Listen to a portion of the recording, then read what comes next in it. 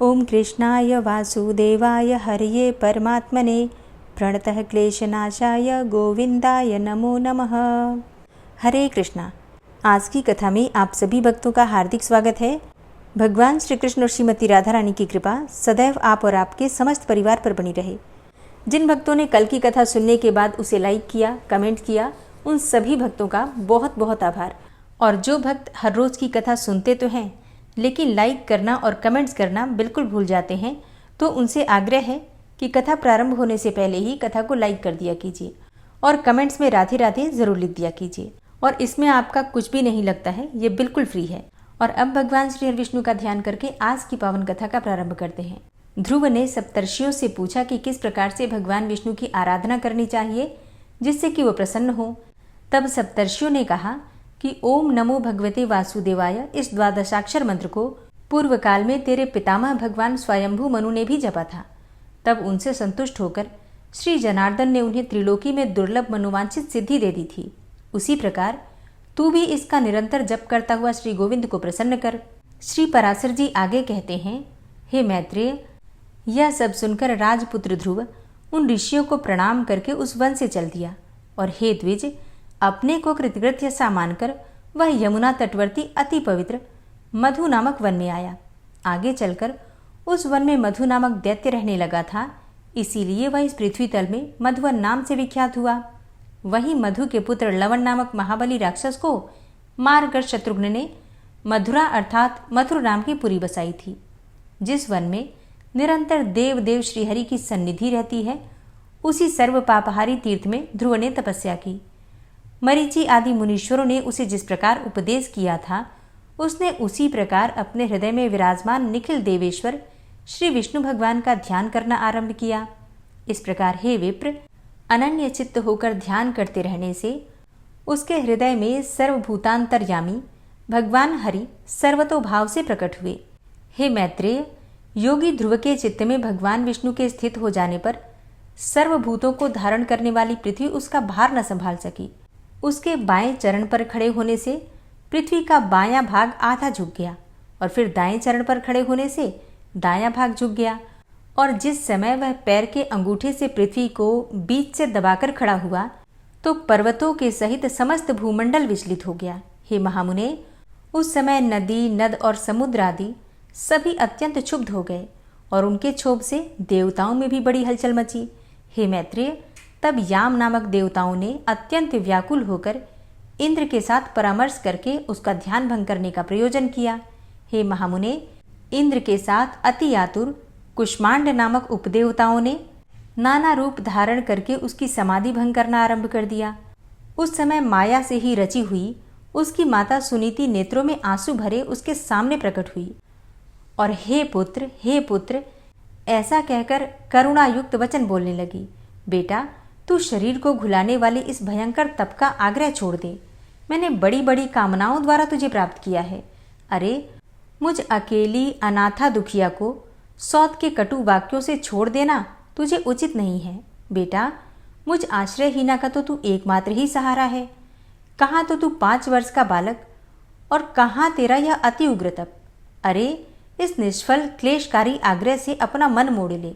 अभी तो तेरे खेलने कूदने का समय है, फिर अध्ययन का समय आएगा, तदनंतर समस्त भोगों को भोगने का समय और फिर अंत में तपस्या करना भी ठीक होगा।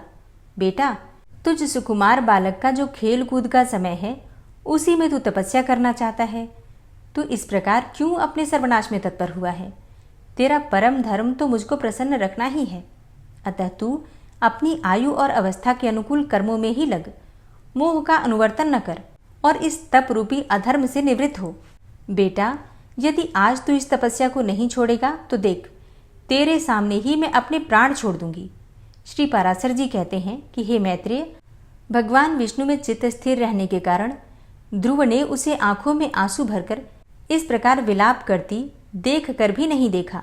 तब, अरे बेटा, यहाँ से भाग भाग, देख इस महाभयंकर वन में ये कैसे घोर राक्षस अस्त्र शस्त्र उठाए आ रहे हैं। ऐसा कहती हुई वह चली गई और वहां जिनके मुख से अग्नि की लपटें निकल रही थी, ऐसे अनेकों राक्षसगण अस्त्र शस्त्र संभाले प्रकट हो गए। अब उन राक्षसों ने अपने अति चमकीले शस्त्रों को घुमाते हुए उस राजपुत्र के सामने बड़ा भयंकर कोलाहल किया। उस नित्य योग युक्त बालक को भयभीत करने के लिए अपने मुख से अग्नि की लपटें निकालती हुई सैकड़ों स्थारियां घोर नाद करने लगी। और फिर वे राक्षसगण भी इसको मारो मारो, इसको काटो काटो और खाओ खाओ इस प्रकार चिल्लाने लगे। फिर सिंह, ऊंट और मकर आदि के से मुख वाले वे राक्षस राजपुत्र को त्राण देने के लिए नाना प्रकार से गरजने लगे, किंतु उस भगवद आसक्त चित्त बालक को वे राक्षस, उनके शब्द, स्थारियां और अस्त्र शस्त्रादि कुछ भी दिखाई नहीं दिए। वह राजपुत्र एकाग्र चित्त से निरंतर अपने आश्रयभूत विष्णु भगवान को ही देखता रहा और उसने किसी की भी ओर किसी भी प्रकार का दृष्टिपात नहीं किया। तब संपूर्ण माया के लीन हो जाने पर उससे हार जाने की आशंका से देवताओं को बड़ा भय हुआ। अतः उसके तप से संतप्त होकर वे सब आपस में मिलकर जगत के आदि कारण शरणागत वत्सल अनादि और अनंत श्री हरि की शरण में गए। देवता बोले, हे देवाधिदेव, हे जगन्नाथ, हे परमेश्वर, हे पुरुषोत्तम, हम सब ध्रुव की तपस्या से संतप्त होकर आपकी शरण में आए हैं। हे देव, जिस प्रकार चंद्रमा अपनी कलाओं से प्रतिदिन बढ़ता है, उसी प्रकार यह भी तपस्या के कारण रात दिन उन्नत हो रहा है। हे जनार्दन, इस उत्तानपाद के पुत्र की तपस्या से भयभीत होकर हम आपकी शरण में आए हैं। आप उसे तप से निवृत्त कीजिए। हम नहीं जानते कि वह इंद्रत्व चाहता है या सूर्यत्व, अथवा उसे कुबेर, वरुण या चंद्रमा के पद की अभिलाषा है। अतः हे ईश, आप हम पर प्रसन्न होइए और इस उत्तानपाद के पुत्र को तप से निवृत्त करके हमारे हृदय का कांटा निकाल दीजिए। श्री भगवान कहते हैं, हे सुरगण, उसे इंद्र, सूर्य, वरुण अथवा कुबेर आदि किसी के भी पद की कोई अभिलाषा नहीं है। उसकी जो कुछ इच्छा है वह मैं सब पूर्ण करूंगा। हे देवगण, तुम निश्चिंत होकर इच्छा अनुसार अपने अपने स्थानों को जाओ। मैं तपस्या में लगे हुए उस बालक को निवृत्त करता हूँ। श्री पराशर जी कहते हैं कि देवाधिदेव भगवान के ऐसा कहने पर इंद्र आदि समस्त देवगण उन्हें प्रणाम करके अपने अपने स्थानों को गए। सर्वात्मा भगवान हरि ने भी ध्रुव की तन्मयता से प्रसन्न होकर उसके निकट चतुर्भुज रूप से इस प्रकार कहा। श्री भगवान बोले, हे उत्तानपाद के पुत्र ध्रुव, तेरा कल्याण हो। मैं तेरी तपस्या से प्रसन्न होकर तुझे वर देने के लिए प्रकट हुआ हूँ। हे सुव्रत, तू वर मांग। तूने संपूर्ण बाह्य विषयों से उपरंत होकर अपने चित्त को मुझ में ही लगा दिया, अतः मैं तुझसे अति संतुष्ट हूँ। अब तू अपनी इच्छा अनुसार श्रेष्ठ वर मांग। श्री पराशर जी बोले कि देवाधिदेव भगवान के ऐसा वचन बोलने पर बालक ध्रुव ने अपनी आंखें खोली और अपनी ध्यानावस्था में देखे हुए भगवान हरि को साक्षात अपने सम्मुख खड़े देखा।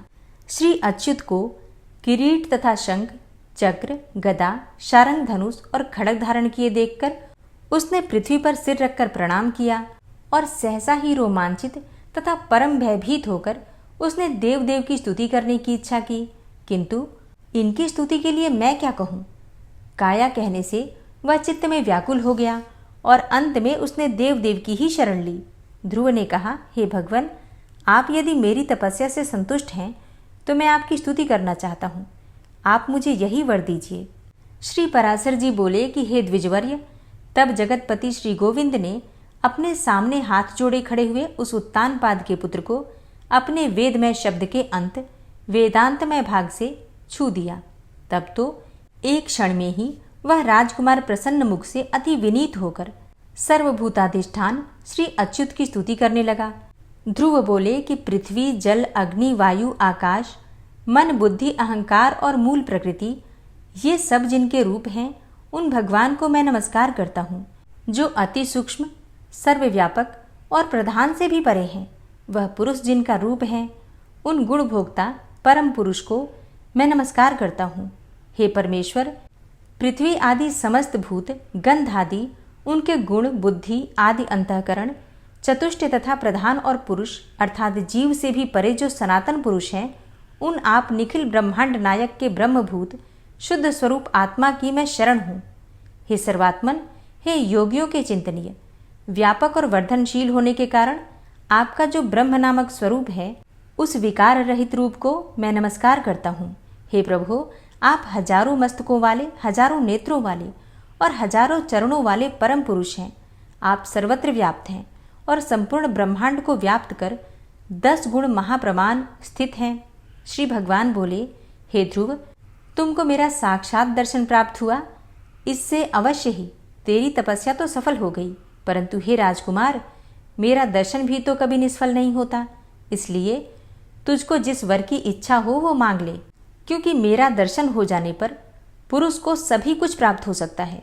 ध्रुव बोले, हे भूत भव्येश्वर भगवान, आप सभी के अंतःकरणों में विराजमान हैं। हे ब्रह्मन, मेरे मन की जो कुछ भी अभिलाषा है वो क्या आपसे छुपी हुई है?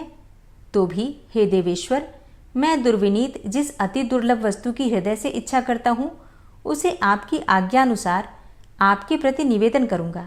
हे समस्त संसार को रचने वाले परमेश्वर, आपके प्रसन्न होने पर संसार में क्या दुर्लभ है? इंद्र भी आपके कृपा कटाक्ष के फल रूप से ही त्रिलोकी को भोगता है।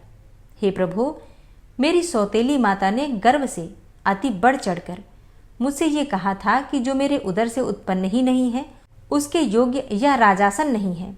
अतः हे प्रभु, आपके प्रसाद से मैं उस सर्वोत्तम एवं अव्यय स्थान को प्राप्त करना चाहता हूँ जो संपूर्ण विश्व का आधारभूत हो। तब श्री भगवान बोले, अरे बालक, तूने अपने पूर्व जन्म में भी मुझे संतुष्ट किया था, इसलिए तू जिस स्थान की इच्छा करता है उसे अवश्य प्राप्त करेगा। पूर्व जन्म में तू एक ब्राह्मण था और मुझ में निरंतर एकाग्रचित्त रहने वाला, माता पिता का सेवक तथा स्वधर्म का पालन करने वाला था। कालांतर में एक राजपुत्र तेरा मित्र हो गया। वह अपनी युवावस्था में संपूर्ण भोगों से संपन्न और अति दर्शनीय रूप लावण्य युक्त था। उसके संग से उसके दुर्लभ वैभव को देखकर तेरी ऐसी इच्छा हुई कि मैं भी राजपुत्र हूँ। अतः हे ध्रुव, तुझको अपनी मनोवांछित राजपुत्रता प्राप्त हुई और जिस स्वयंभू मनु के कुल में और किसी को स्थान मिलना अति दुर्लभ है, उन्हीं के घर में तूने उत्तानपाद के यहाँ जन्म लिया। अरे बालक, जिसने मुझे संतुष्ट किया है उसके लिए तो यह अत्यंत तुच्छ है। मेरी आराधना करने से तो मोक्ष पद भी तत्काल ही प्राप्त हो सकता है। फिर जिसका चित्त निरंतर मुझ में ही लगा हुआ है उसके लिए स्वर्ग आदि लोगों का तो कहना ही क्या है। हे ध्रुव, मेरी कृपा से तू निस्संदेह उस स्थान में जो त्रिलोकी में सबसे उत्कृष्ट है, संपूर्ण ग्रह और तारामंडल का आश्रय बनेगा। हे ध्रुव, मैं तुझे वह ध्रुव अर्थात निश्चल स्थान देता हूँ जो सूर्य, चंद्र, मंगल, बुध, बृहस्पति, शुक्र और शनि आदि ग्रहों, सभी नक्षत्रों, सप्तर्षियों और संपूर्ण विमानचारी देवगणों से ऊपर है। देवताओं में से कोई तो केवल 4 युग तक और कोई 1 मनवंतर तक ही रहते हैं, किंतु तुझे मैं 1 कल्प तक की स्थिति देता हूँ।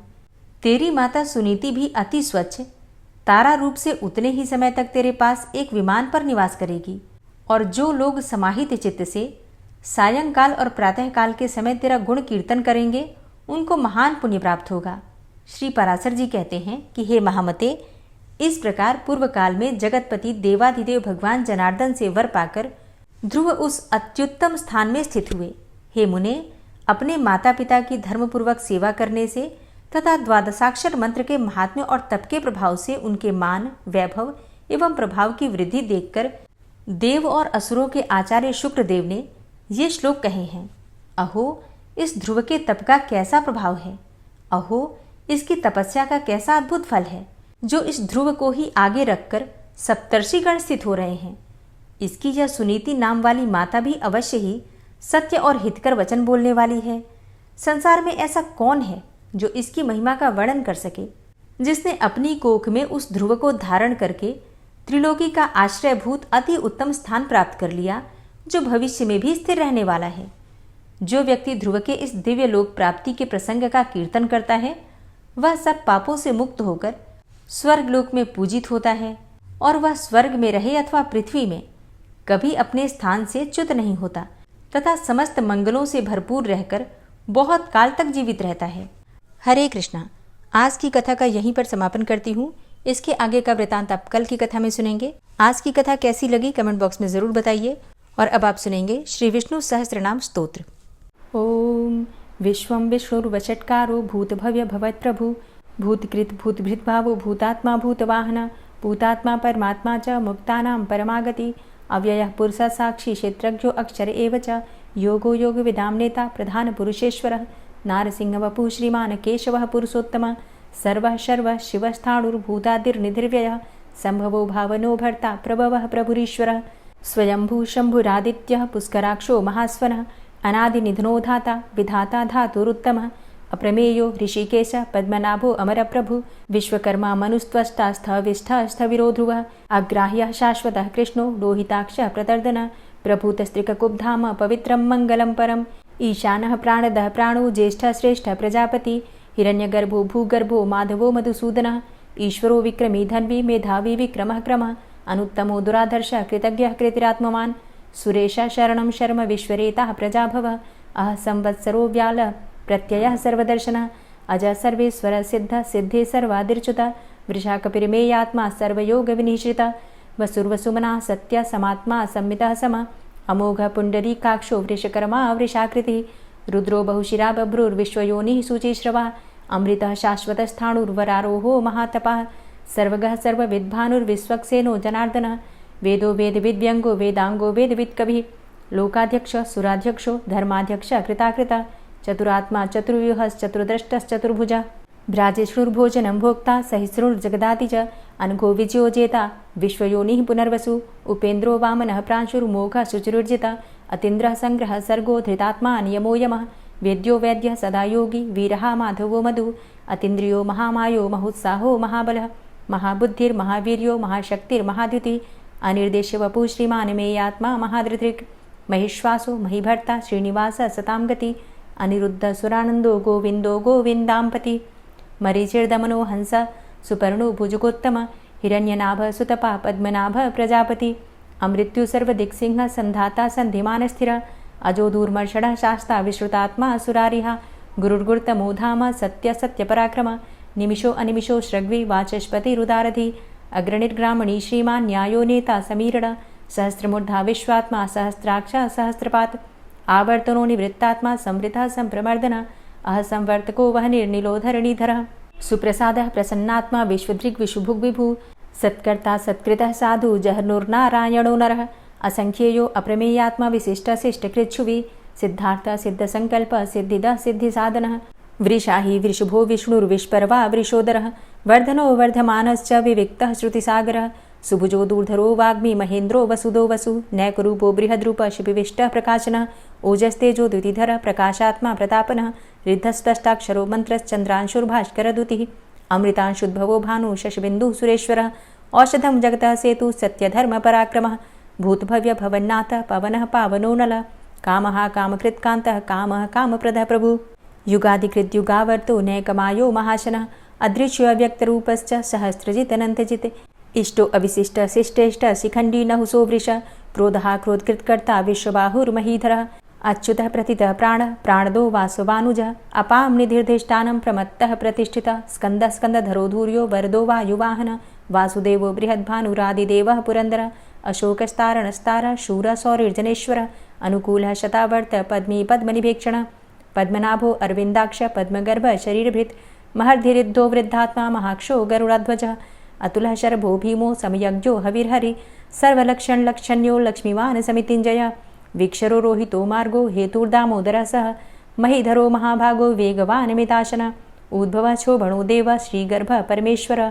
करणं कारणं कर्ता विकर्ता गहनो गुहः व्यवसायो व्यवस्थान संस्थान स्थानदो ध्रुवः परर्थी परमस्पस्तुष्टः पुष्टः सुभेक्षणः रामो विरामो विरजो मार्गो नेयो नयोनयः वीरः शक्तिमतां श्रेष्ठो धर्मो धर्मविदुत्तमः वैकुण्ठः पुरुषः प्राणः प्राणदः प्रणवः पृथु हिरण्यगर्भः शत्रुघ्नो व्याप्तो वायुरुधोक्षजः ऋतुः सुदर्शनः कालः परमेष्ठी परिग्रहः उग्रः संवत्सरो दक्षो विश्रामो विश्वदक्षिणः विस्तारः स्थावरस्थाणु प्रमाणं बीजमव्ययम् अर्थो अनर्थो महाकोशो महाभोगो महाधनः अनिर्विण्णः स्थविष्टोऽभू धर्मयुपो महामखः नक्षत्रनेमिर्नक्षत्री क्षमः समीहनः यज्ञ इज्जो महिज्यश्च क्रतुसत्रं सतां गतिः सर्वदर्शी विमुक्तात्मा सर्वज्ञो ज्ञानमुत्तमं सुव्रतः सुमुखः सुष्मा सुघोषः सुखदः सुहृतः मनोहरो जित्क्रोधो वीरबाहुर्विदारणः स्वापनः स्ववसो व्यापी नैकात्मा नैककर्मकृत् वत्सरो वत्सलो वत्सी रत्नगर्भो धनेश्वरः धर्मगुप्त धर्मकृद्धर्मी सदसक्षरमक्षरम् अविज्ञाता सहस्रांशुर्विधाता कृतलक्षणः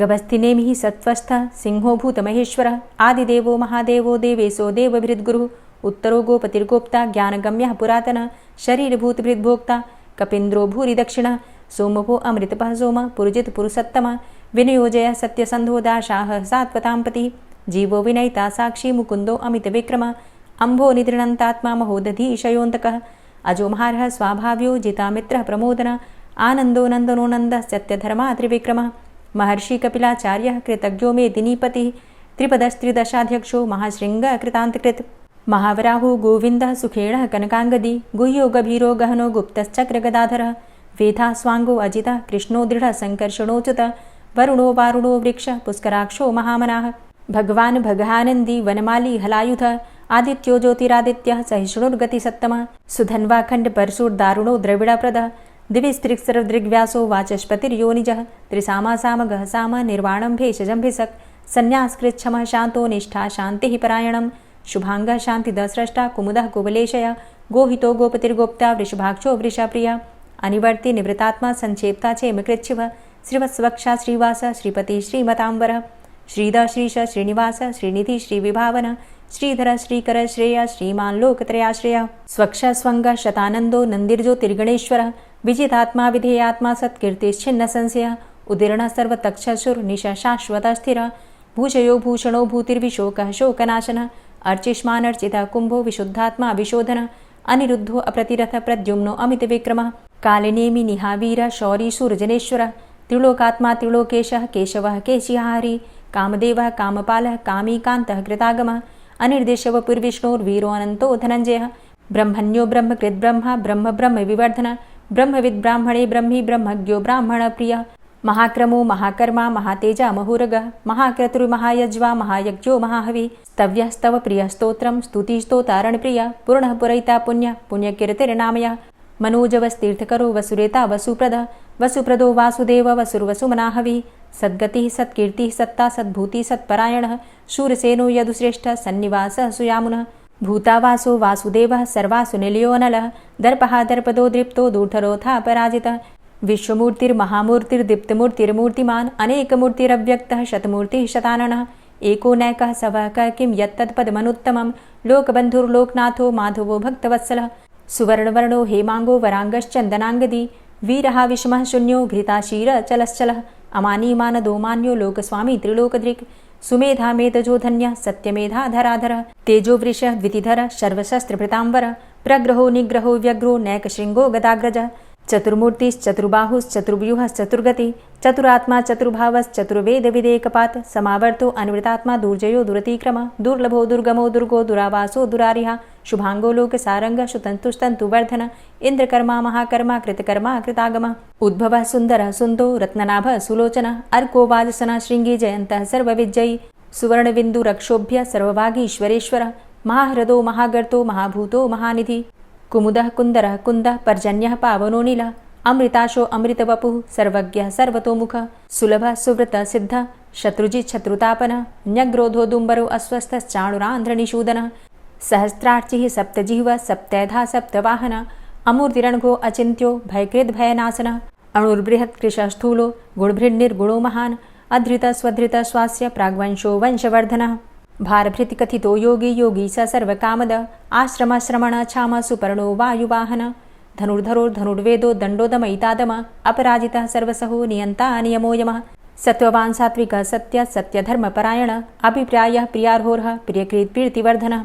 विहाय सगतिर्ज्योति सुरुचिर्हुद्भुग्विभु रविर्विलोचनः सूर्य सविता रविलोचनः अनन्तो हुद्भुग्भोक्ता सुखदो नैकजोग्रज अनिर्विण्ण सदामर्षि लोकाधिष्ठानमद्भुतः सनात सनातन्तमः कपिलः कपिरप्ययः स्वस्तिदा स्वस्तिकृत् स्वस्ति स्वस्तिभुक् स्वस्ति दक्षिणः रौद्रः कुण्डली चक्रे विक्रमयुर्जितशासनः शब्दातिगः शब्दशः शिशिरः शर्वरीकर अक्रूरः पेशलो दक्षो दक्षिणः क्षमिणाम्बर विद्वतमो वितभय पुण्यश्रवणकीर्तन उत्तारणो दुष्कृतिः पुण्यो दुःस्वप्ननाशन वीरः रक्षणः सन्तो जीवनः पर्यवस्थितः अनन्तरूपो अनन्तसृर्जितमन्युर्भयापः चतुरश्रो गभीरात्मा विदिशो व्यादिशो दिश अनादिर्भूर्भुवो लक्ष्मीः सुवीरो रुचिराङ्गद जननो जन्मादिर्भीमो भीमपराक्रम आधारनीलयोधाता पुष्पहासः प्रजागर ऊर्ध्वग सत्पथाचार प्राणदः प्रणमापण प्रमाणं प्राणनीलयः प्राणभृत् प्राणजीवनः तत्त्वं तत्त्वविदेकात्मा जन्ममृत्यु जरातिग पूर्वस्वस्तरुस्तार सविता प्रपितामह यज्ञो यज्ञपतिर्यज्वा यज्ञाङ्गो यज्ञवाहन यज्ञभृद्यज्ञकृद्यज्ञ यज्ञभुग्यज्ञसाधन